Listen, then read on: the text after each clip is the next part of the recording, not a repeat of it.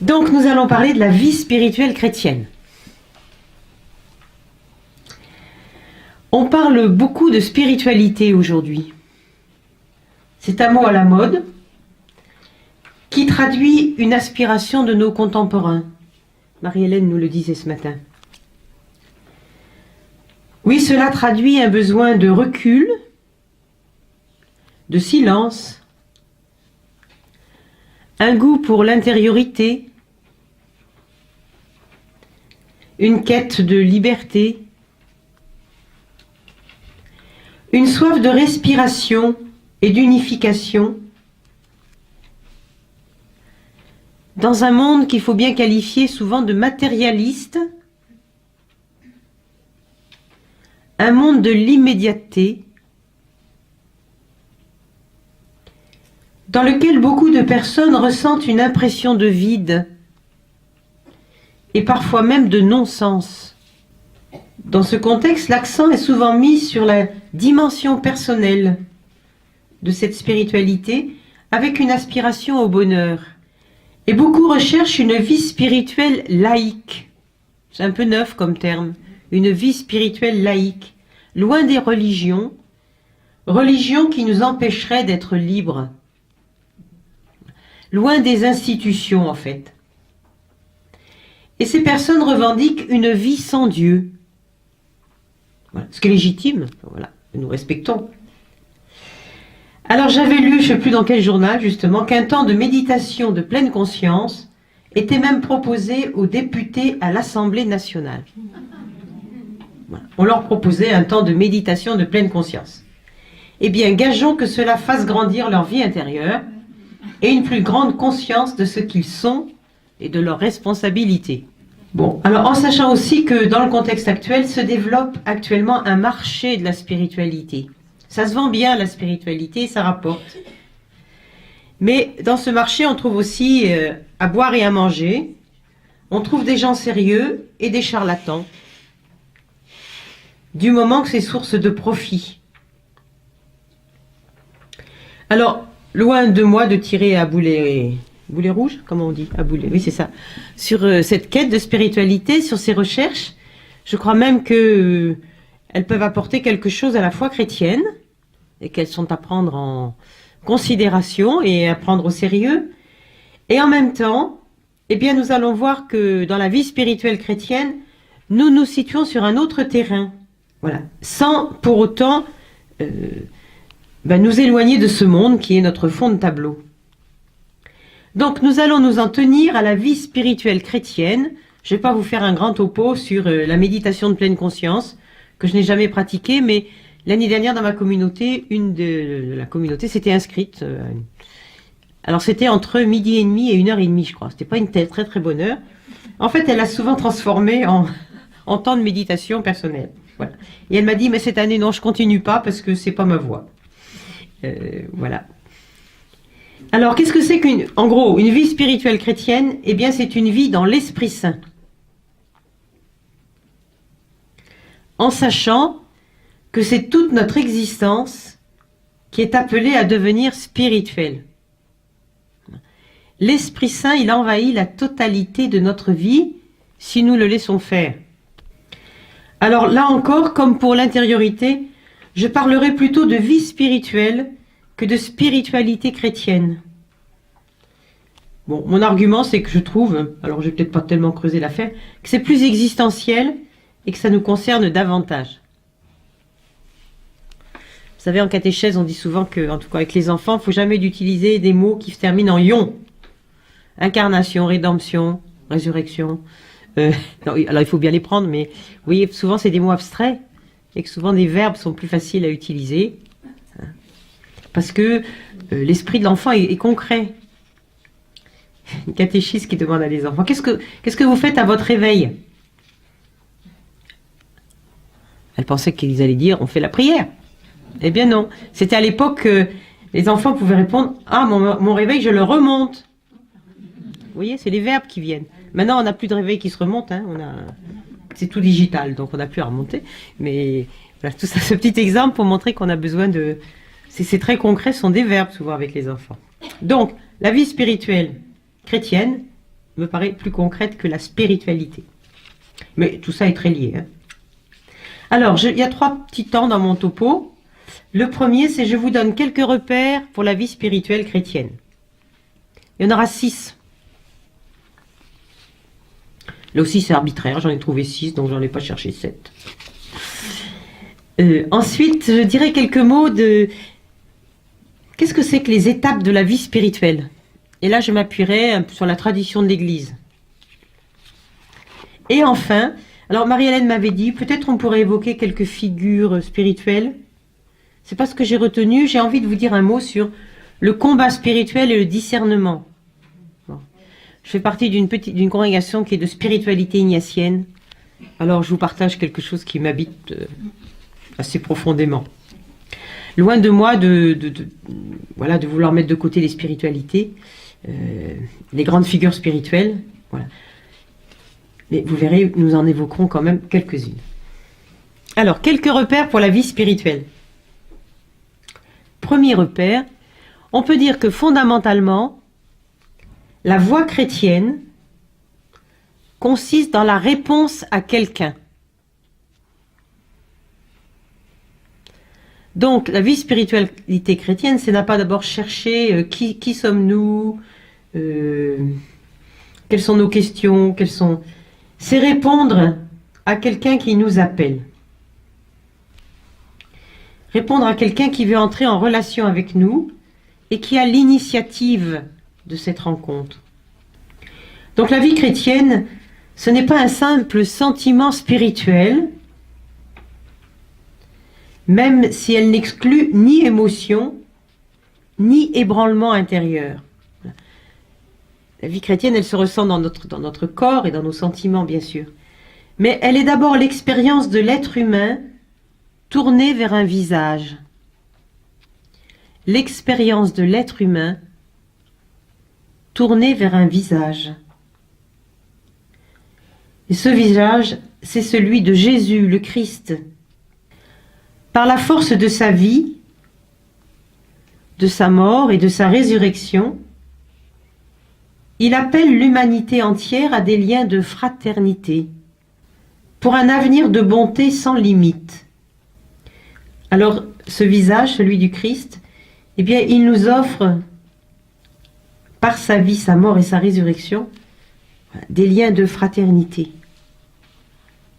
Et il n'y a pas de vie spirituelle chrétienne sans traversée du mystère pascal.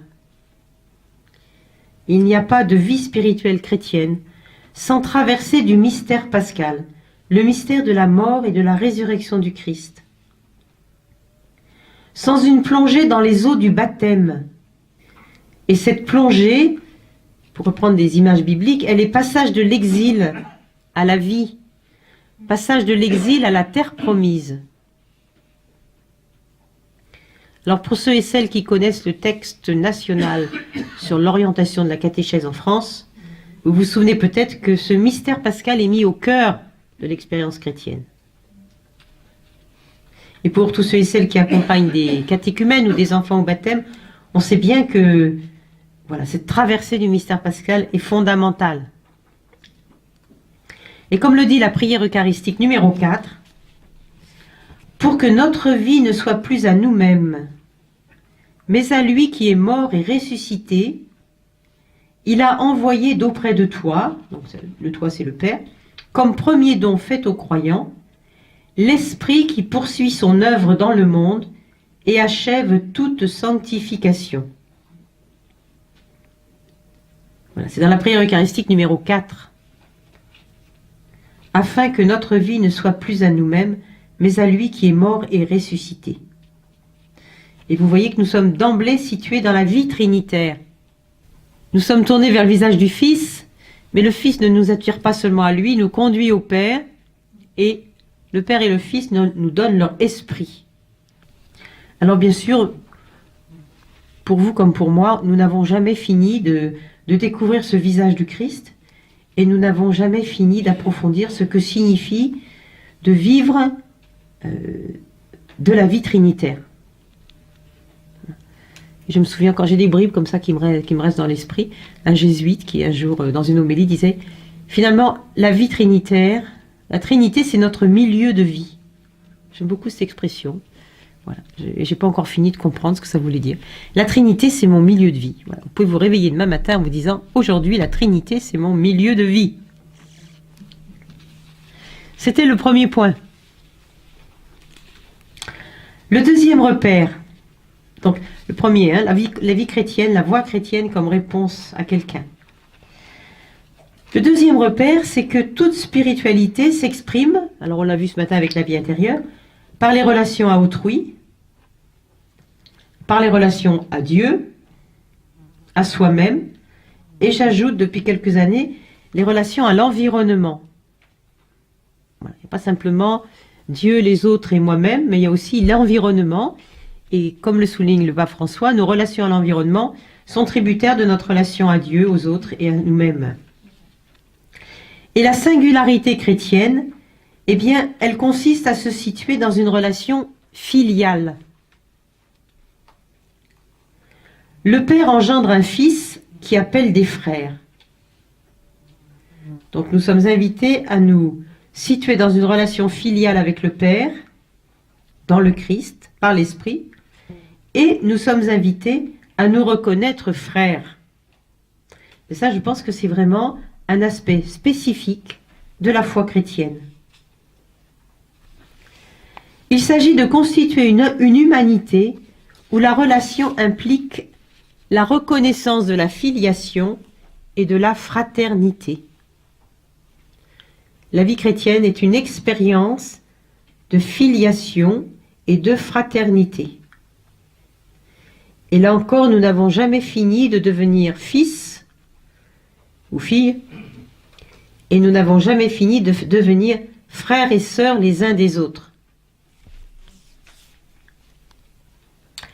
Là encore, comme le disait, ça c'était un évêque, Monseigneur Billet, disait toujours, dans l'Église on n'est pas forcément amis, mais on n'est jamais dispensé d'être frères et sœurs. Et c'est la paternité de Dieu qui fait de nous des frères et des sœurs. Et voilà, la voie chrétienne, eh bien, elle est communautaire dans une même confession de foi. Ceci était mon deuxième repère. Ça va, vous suivez? Je vois que vous suivez, oui. Troisième.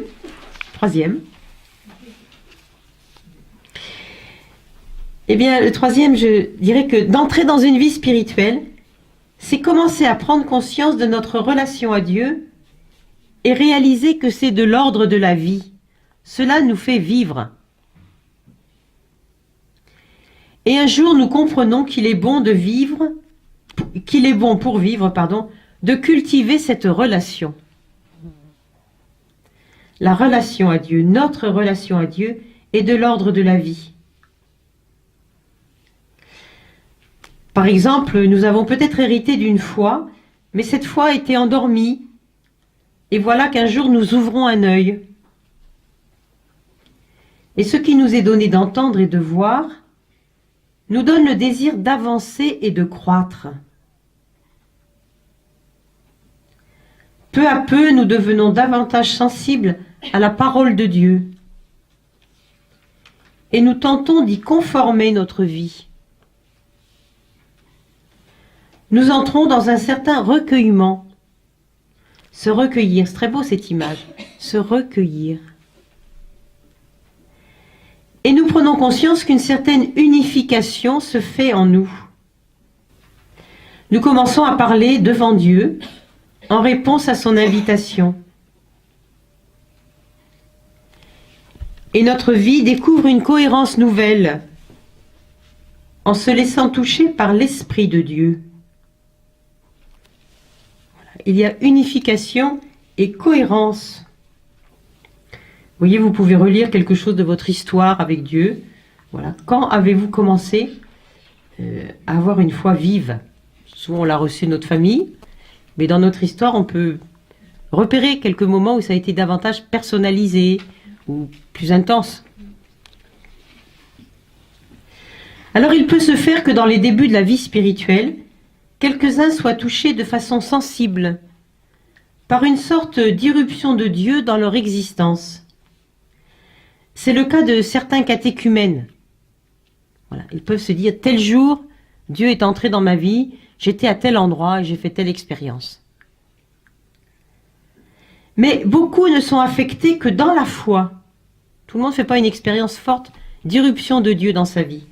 Beaucoup ne sont affectés que dans la foi, et cela se traduit par un désir de vie plus fort, sans qu'ils puissent nommer obligatoirement à quel moment ça s'est passé. Ça, je le voyais beaucoup aussi avec les novices. Certaines, dans la relecture de leur vie, pouvaient dire « Le Seigneur m'a appelé à travers tel événement, grâce à telle personne, à tel moment. » Et puis d'autres avaient plus de mal à voir comment Dieu avait fait irruption et les avait appelés. L'appel était là, mais ils ne savaient pas trop comment, par où il était passé. Donc simplement, ce qu'on sait, c'est que ça augmente la foi et que le désir de vie est plus fort.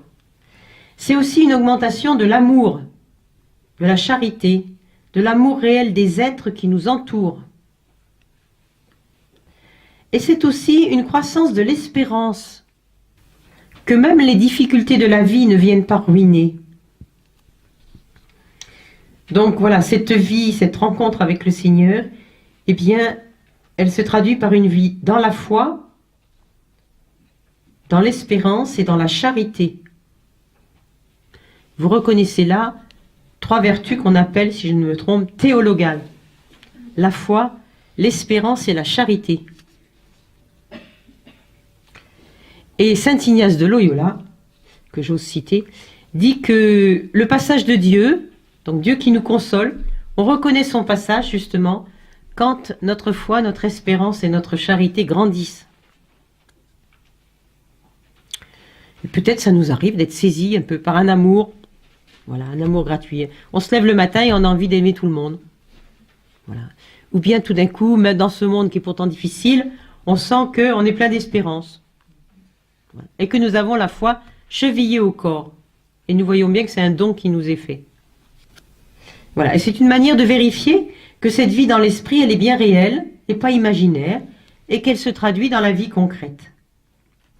Donc c'était mon 3e repère, la relation à Dieu qui est de l'ordre de la vie et qui nous invite à grandir dans la foi, l'espérance et la charité. 4e repère. Eh bien, il n'y a pas de vie spirituelle chrétienne sans entrer dans la prière, sans méditation de l'écriture. Et Marie-Hélène, pardon, m'avait bien dit, tu parleras surtout de la parole de Dieu. Est-ce qu'on en parle assez dans cette rencontre? Voilà, ben j'y viens. Il s'agit donc de nous laisser toucher par la parole de Dieu et non par notre propre parole qui nous raconte des histoires parfois. Nous laisser toucher par la parole de Dieu et non par notre propre parole. Alors, comment cela s'opère, cette écoute de la parole de Dieu?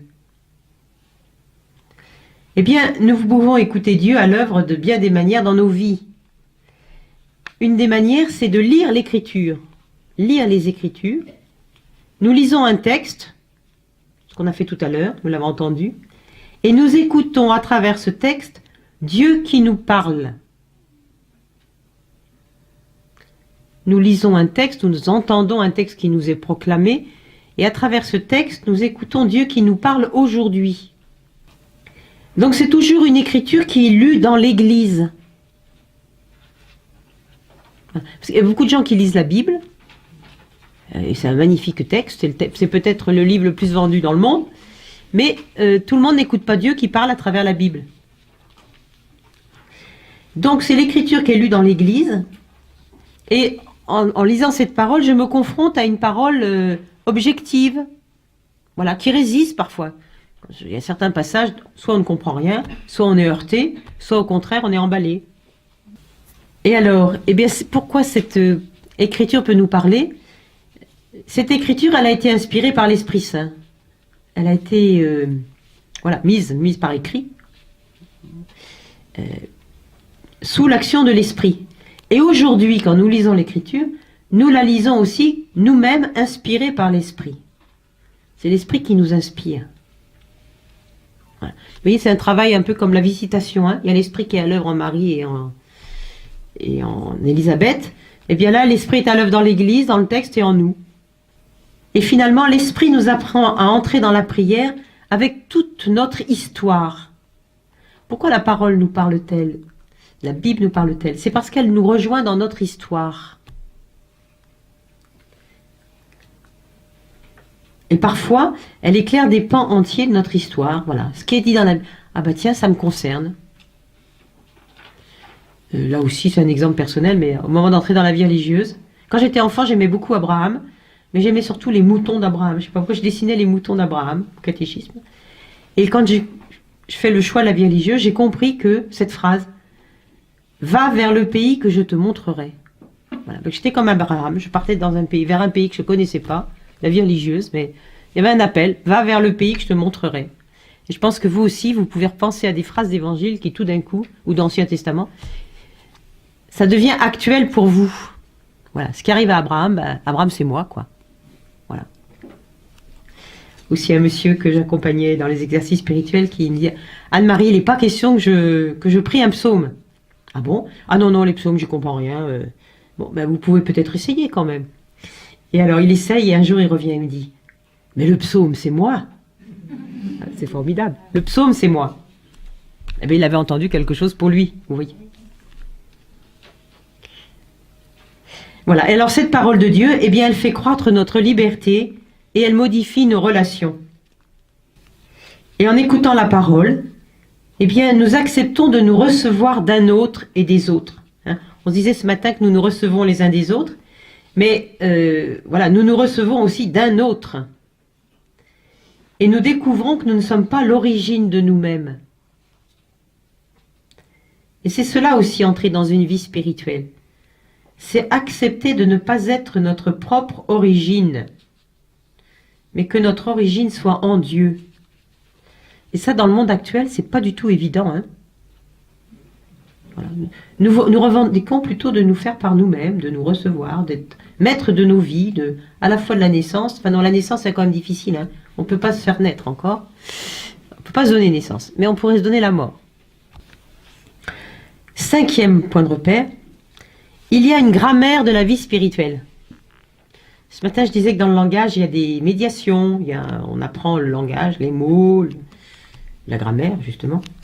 Eh bien, il y a, pour ainsi dire, c'est une image, hein, une grammaire de la vie spirituelle. Il y a des lettres à apprendre et des syllabes à prononcer, comme il y a des gammes en musique. Voilà. On apprend à prier. Il y a des méthodes pour prier. Mais la prière, ce n'est pas une méthode d'abord, c'est une relation. Et pour nous aider à vivre cette relation, nous pouvons utiliser des méthodes. De même, la méditation de pleine conscience, peut-être qu'elle peut nous aider à avoir davantage conscience de nous-mêmes et d'être présent à nous-mêmes. Mais pourquoi? Pour entrer en relation avec Dieu. Oui, c'est une technique qui peut être au service d'eux. Alors, une première chose à apprendre, c'est la relecture de sa journée. Alors, relire sa journée, eh bien, c'est une façon de mettre concrètement notre vie en rapport avec notre prière. C'est de croiser les deux, notre vie et notre prière. C'est apprendre à relire notre vie comme une page d'évangile. Voilà, tout à l'heure, Françoise m'a emmenée sur la terrasse. Elle m'a dit, mais il faut absolument aller sur la terrasse. Heureusement que je suis allée sur la terrasse. C'était extraordinaire parce qu'il y avait un petit bateau qui partait, tout ça. Tout d'un coup, j'avais l'impression d'être dans l'évangile, que c'était Pierre qui partait avec sa barque, et que Jésus là, allait arriver, s'éloigner un peu et nous enseigner. Vous voyez? Voilà, tout simplement. Il y avait la mer, il y avait le soleil. Il y avait... voilà. Et bien, c'est un peu ça, relire sa journée. C'est de voir comment notre vie, elle est habitée par le Seigneur. C'est repérer l'action de Dieu dans ma vie, dans mon existence, à travers mes rencontres, mon travail, mes affections. Voilà. Comment Dieu s'est fait connaître à moi aujourd'hui. Parce que Dieu se fait connaître à moi par sa parole, dans les Écritures, mais aussi dans la vie quotidienne. Mais ça, il faut s'habituer à relire. C'est pas inné. C'est voir que Dieu agit pour nous et que son action est bonne. Donc c'est pas d'abord faire un examen de conscience, qu'est-ce que j'ai mal fait aujourd'hui? C'est d'abord prendre conscience de ce que Dieu fait de bon dans ma vie. Et la première chose de bon qu'il fait, c'est de me donner la vie. On ne réalise pas toujours ça. Chaque jour, la vie nous est donnée. Et même si elle est difficile certains jours, elle nous est donnée. Donc, la relire notre journée, c'est apprendre à percevoir cette réalité-là, à rendre grâce pour ce que le Seigneur nous donne aujourd'hui. Et dans la même foulée, ben, si le Seigneur me donne tout ça, est-ce que moi, comment j'ai répondu? Et parfois, je prends conscience que j'ai pas répondu totalement. Je suis passé à côté de lui ou des autres. Voilà. Et là, je vais demander pardon. Mais la relecture de sa journée, ça commence toujours par un merci. Et vous connaissez ces 3 mots. Merci, pardon, s'il te plaît. Voilà. Ou alors demain nous deux. Voilà, c'est ça. Comment vais-je me comporter demain en ayant pris conscience de la manière dont je me suis comporté aujourd'hui? Vous verrez, si vous pratiquez ça, ça prend pas beaucoup de temps, 10 minutes chaque soir, et bien votre vie spirituelle va grandir. Voilà. Et vous allez être davantage consciente du travail de l'esprit dans vos vies. Mais il y en a certaines qui devront déjà le faire. On appelle ça parfois une prière d'alliance ou une prière de vigilance. Ou il y a 36 mots. Donc dans la grammaire de la vie spirituelle, eh bien, il faut prier. Et il y a beaucoup de manières de prier. Voilà. Et ce qui est important, c'est de trouver la manière qui nous convient aujourd'hui. Voilà. Et vous ne priez pas comme vous avez prié à 10 ans. Nous ne prions pas quand nous sommes en âge mûr, de la même manière que dans notre jeunesse. Nous avons trouvé la manière. Parfois, un seul mot va nous nourrir pour la journée. D'autres fois, c'est un texte d'évangile. Parfois, c'est un texte, voilà, une lecture spirituelle ou d'un saint ou une prière. Ou une phrase de psaume. Ou aussi, ça peut être une partie de l'oraison. Il y a de magnifiques oraisons dans la messe. Le dimanche, si on prête attention aux oraisons, ça peut nourrir la prière de la semaine. Donc, prier, relire sa journée, louer Dieu, ça peut se faire n'importe où. Croître dans la foi, l'espérance et la charité. Et puis aussi, puisque vous êtes des catéchistes et des accompagnateurs de catéchumènes, entrer dans le mystère de la foi et de son intelligence. C'est aussi cultiver sa vie spirituelle. Essayer de mieux comprendre notre foi pour en rendre compte de manière encore plus intelligente. Mais c'est une intelligence du cœur, vous voyez. Parce que ce mystère, le mystère, c'est pas quelque chose qu'on ne comprend pas, mais c'est quelque chose qu'on n'a jamais fini de comprendre. Et comprendre le mystère, voilà, comprendre le mystère, c'est nous laisser prendre par. Moi, j'aime bien ça. C'est le mystère qui nous prend. Nous laisser prendre par le mystère. Et il y a, dans la tradition de l'Église, il y a ce qui s'appelle, là aussi, je ne sais pas pourquoi on a plein de gros mots dans l'Église, mais on a le mot mystagogie. Bon, à une période, on a beaucoup parlé de mystagogie. On l'a beaucoup pratiqué dans les débuts de l'Église. On la redécouvre, mais c'est difficile de la continuer. Eh bien, c'est une pédagogie qui nous conduit vers le mystère, la mystagogie. C'est d'essayer d'entrer dans l'intelligence du mystère qu'on vient de célébrer.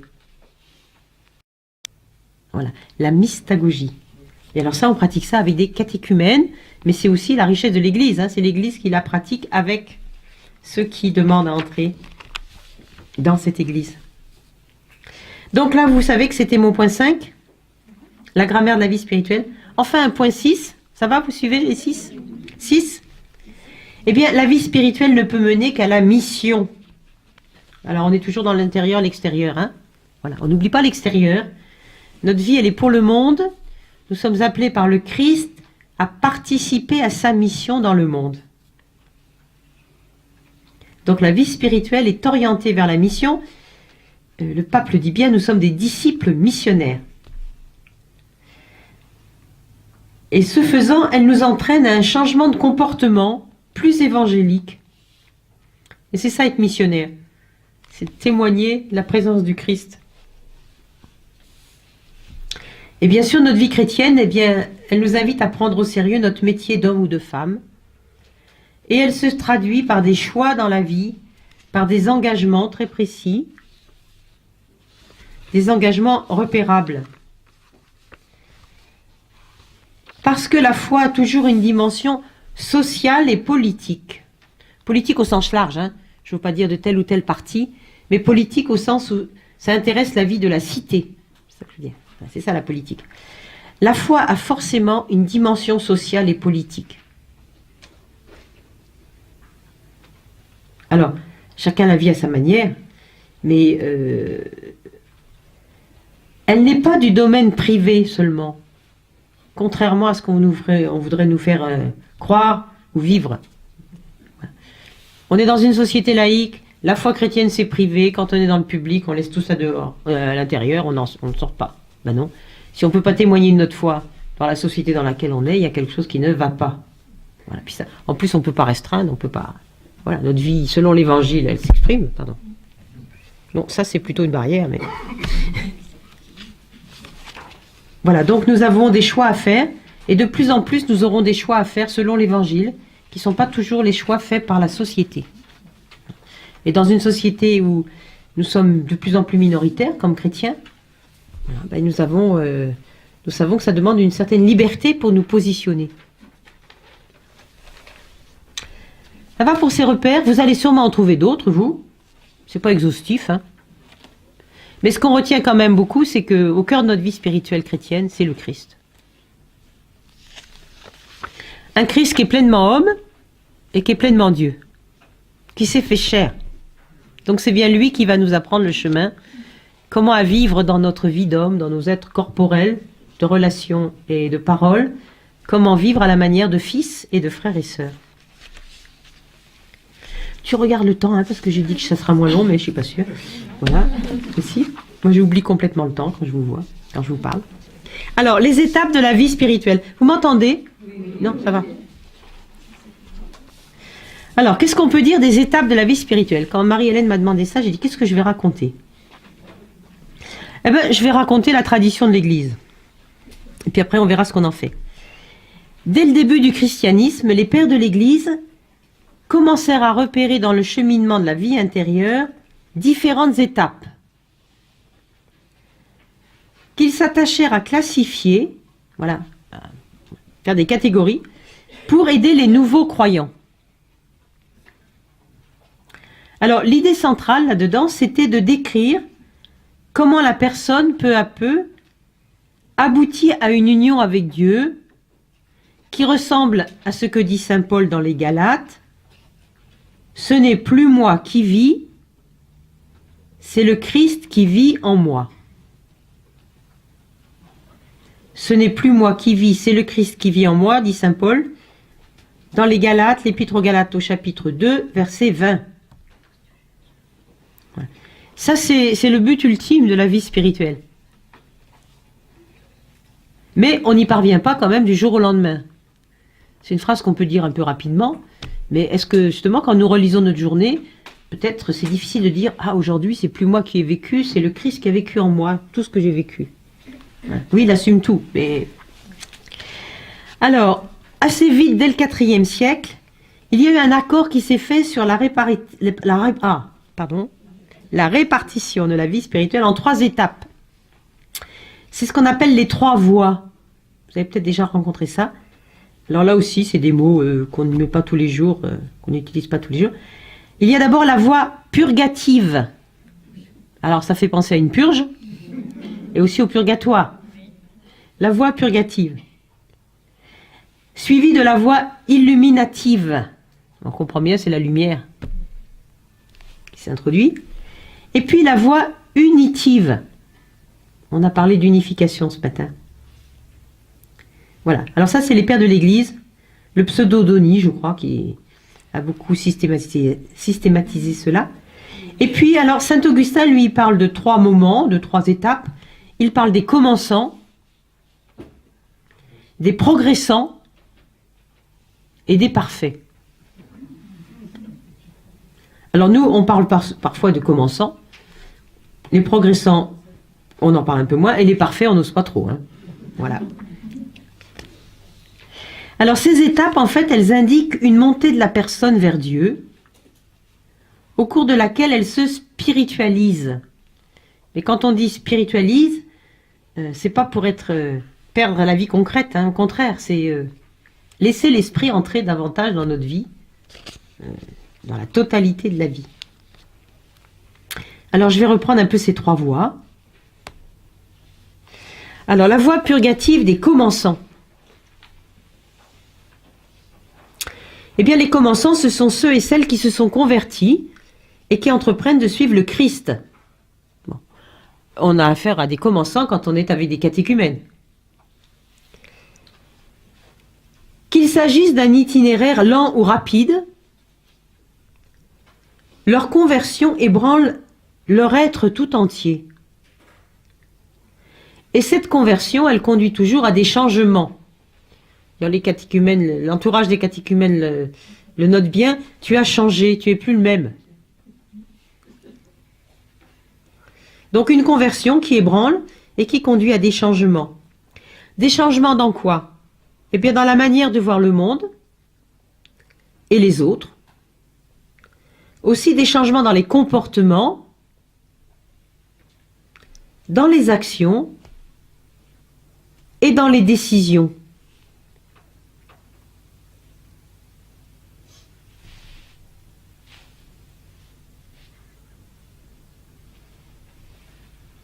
Alors dans la tradition antique, la voie purgative, elle est associée à la purification des vices.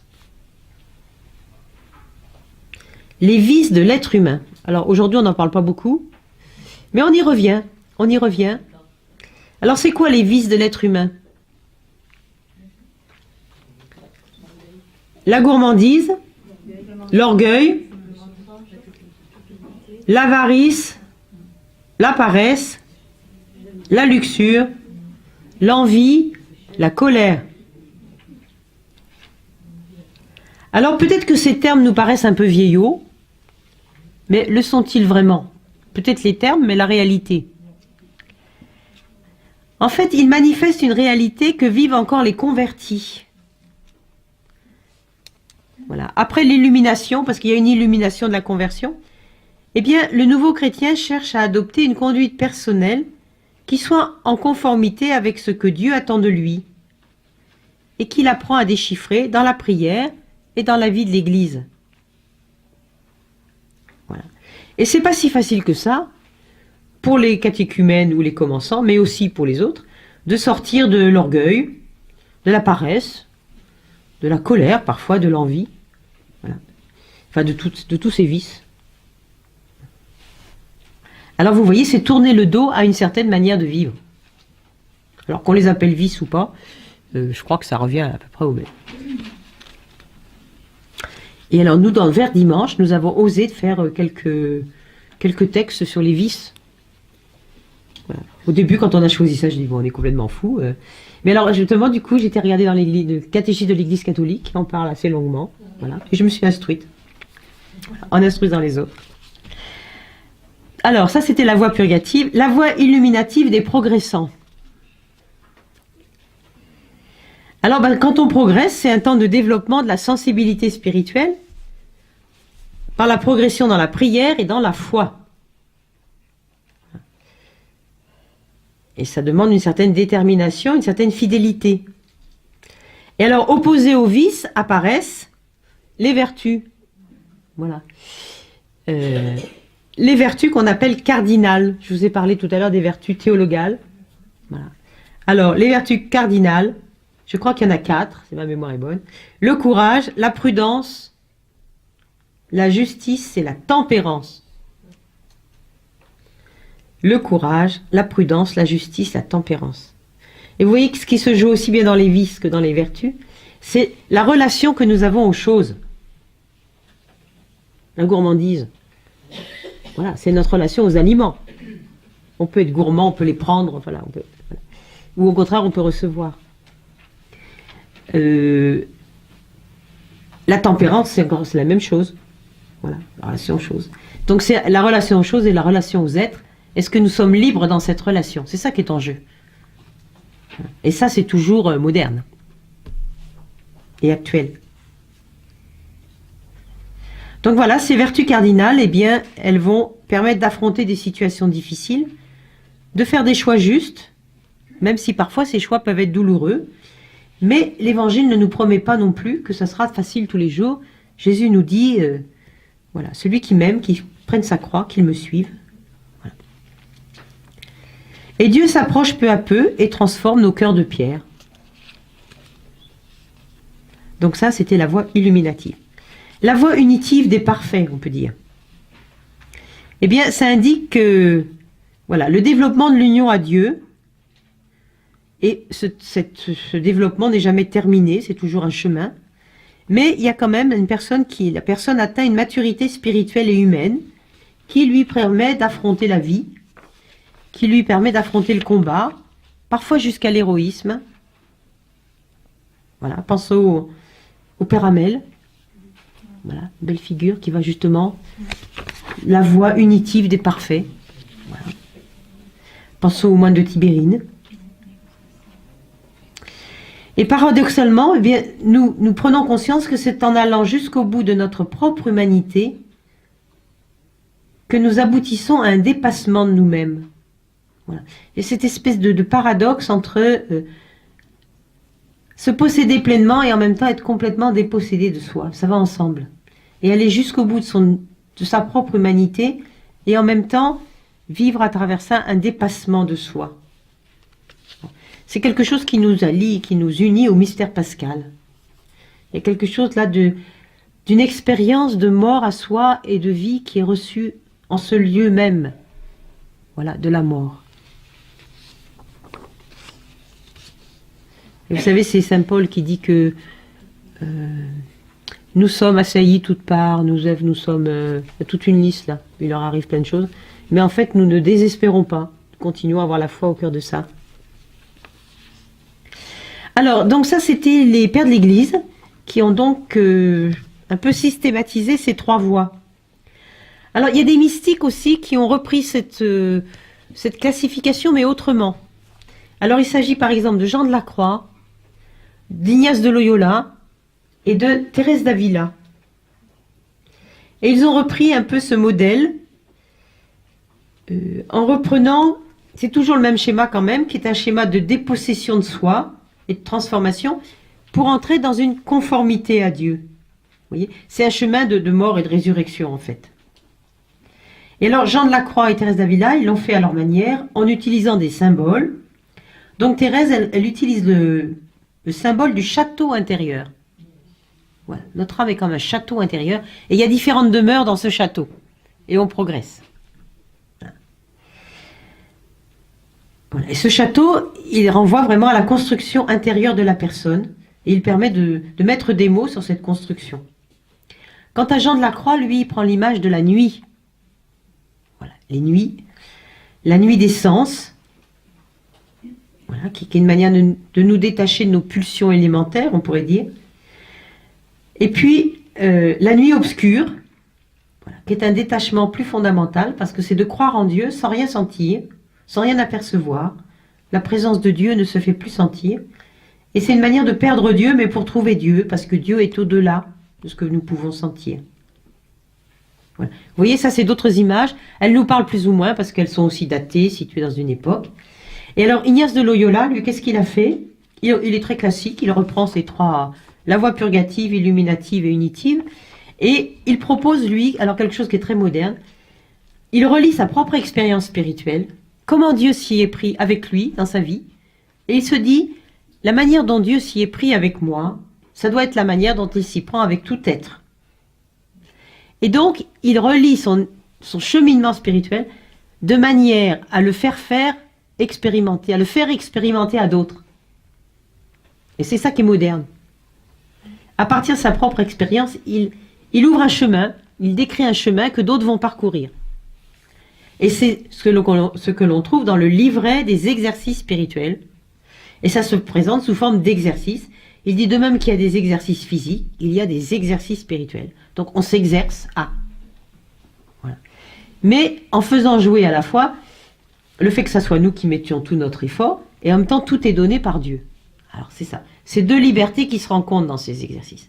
Et il a construit les exercices en 4 semaines qui correspondent aux 3 étapes. Donc la première semaine, qui est autour du péché, eh ben, c'est la voie purgative. La deuxième semaine, qui est tout un chemin avec le Christ, avec Jésus dans les évangiles, de sa naissance jusqu'à sa mort. Voilà. Non, mais même avant la mort. Voilà, la vie publique de Jésus, la vie cachée, la vie publique de Jésus, c'est la voie illuminative pour lui. Parce que ça nous enseigne la manière de vivre de Jésus et donc notre propre manière de vivre à sa suite. Et puis après, il regroupe la 3e semaine et la 4e semaine qui sont autour de la mort, la mort de Jésus et de sa résurrection. Et il dit là, c'est la voie unitive. Dans le mystère pascal, nous sommes unis au Christ. Voilà. Vous voyez comment... Mais c'est à chacun après d'expérimenter ça. C'est pas un traité, c'est à vivre. Alors, quelques remarques pour nous sur ces étapes. Voilà. La première remarque, c'est que la vie spirituelle, ou les étapes de la vie spirituelle, ça n'est pas lié aux âges de la vie. On pourrait dire que de 20 ans à 30 ans, on est commençant, de 30 ans à 45 ans, on est dans la voie illuminative, et qu'à 50 ans, par exemple, on est unifié. Ben non, ça marche pas du tout comme ça. Il y a des enfants qui peuvent être déjà dans la voie unitive, oui, on peut être très jeune, et c'est pas lié aux âges de la vie. Première chose. Deuxième chose, c'est que on peut pas dire telle personne est à telle étape, telle autre à une autre, et telle autre à une autre. On va pas faire une petite case là. Je vais pas vous dire à la sortie les commençants ici, les progressants là-bas et les unifiés là-bas. Voilà. Non, c'est des indications, mais on peut pas classifier les personnes de cette manière parce que en fait, ces étapes, elles sont jamais franchies une fois pour toutes. Vous savez, c'est une spirale. On y repasse sans cesse. On n'est jamais converti une fois pour toutes. Même si on est pardonné plusieurs fois, ben voilà, il faut repartir. Et nous sommes tous sur un chemin de conversion permanente, même si nous pouvons repérer quand même des moments forts de conversion, mais nous sommes tous dans une conversion permanente. Et chaque étape, finalement, de la vie spirituelle est à revivre, chaque jour, on peut dire. Alors, n'oublions pas non plus que la vie spirituelle n'est pas un concours. Le but, c'est pas d'arriver au parfait. Le but, c'est d'être unis à Dieu, par les chemins qu'il voudra. Voilà. Donc, ça n'est pas un concours, ça n'est pas une compétition, ça n'est pas une course d'obstacles qu'on pourrait gagner à la force du poignet en comptant sur nos propres ressources. Donc, comme je l'ai dit, la vie spirituelle, c'est un consentement à la vie de Dieu en nous. Donc, ça suppose cette ouverture, cette confiance. Et Dieu ne nous demande pas d'être des héros, mais il nous demande seulement notre amour, notre adhésion, notre confiance. Voilà. Et dans sa dernière exhortation, le pape François nous met en garde contre un certain pélagianisme dans l'Église. C'est encore un gros mot, ça vient de Pélage. C'est de penser que notre vie spirituelle, elle est le fruit de la force de nos poignets, que c'est nous qui la faisons. Ben non. Elle est toujours une réponse. Voilà. Enfin, autre remarque, c'est que notre vie spirituelle, elle n'est vécue qu'en Église. Et elle se nourrit de la vie sacramentelle et liturgique de l'Église.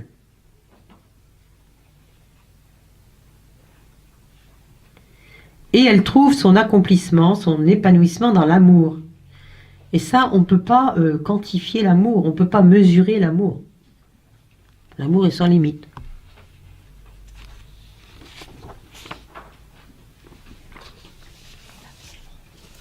Enfin, oui. 5 minutes? Ça va aller. 5 minutes pour parler du combat spirituel et du discernement. Ça, c'est une gageure, mais ça fait rien.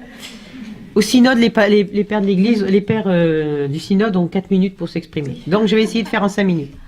Alors, dans notre vie spirituelle, eh bien, nous rencontrons toujours le combat spirituel. C'est inévitable. Alors, qu'est-ce que c'est que ce combat? Eh bien, c'est un combat qui se joue au fond de nous-mêmes, qui oppose l'esprit de Dieu et l'esprit du monde. Un combat qui oppose en nous, donc c'est nous qui le vivons, l'esprit de Dieu et l'esprit du monde.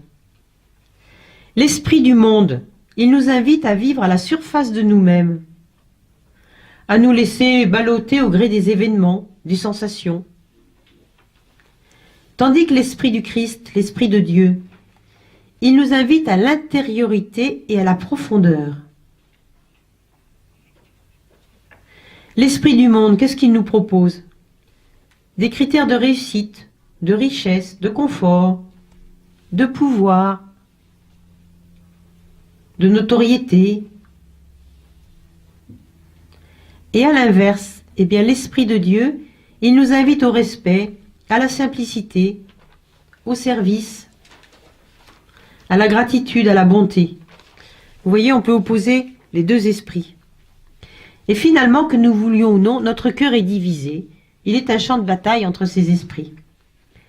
Alors, qu'est-ce que nous avons à faire? Justement, c'est ça le discernement. À repérer les stratégies du mauvais esprit, de l'esprit du monde, ou du malin, vous l'appelez comme vous voulez. Nous avons à déjouer les tentations qu'il nous propose. Et qu'est-ce qu'il fait? Eh bien, il nous rend sourds, ou bien il nous rend coupables, il accentue notre culpabilité.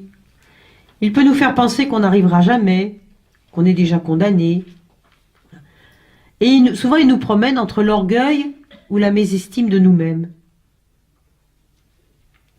Qu'est-ce que fait le bon esprit à l'inverse? Eh bien, il est patient. Il n'exagère jamais l'importance d'une défaite. Et petit à petit, nous repérons, alors c'est ça le fruit de la relecture, et c'est ça le discernement, quel esprit m'a habité aujourd'hui? Par quel esprit me suis-je laissé conduire? L'esprit de Dieu ou l'esprit du malin? Où est-ce qu'il m'a tenté? Et nous découvrons petit à petit que l'esprit de Dieu nous conduit vers la vie, même si c'est sous apparence de mort à nous-mêmes, et que l'esprit du malin, sous apparence de vie plus grande, nous conduit au contraire vers des impasses et vers la mort. Et c'est Deutéronome 30, je crois, qui dit « Je mets devant toi deux voies, choisis la vie ou le bonheur, ou la mort et le malheur. » Il y a quelque chose de ça qui se joue dans le combat spirituel. Et voilà, ce qui peut nous aider à tenir dans ce combat spirituel, eh bien, c'est de nous tourner vers le Christ en croix, qui nous révèle à la fois la gravité du péché, la gravité de nos fautes, et l'immense miséricorde divine.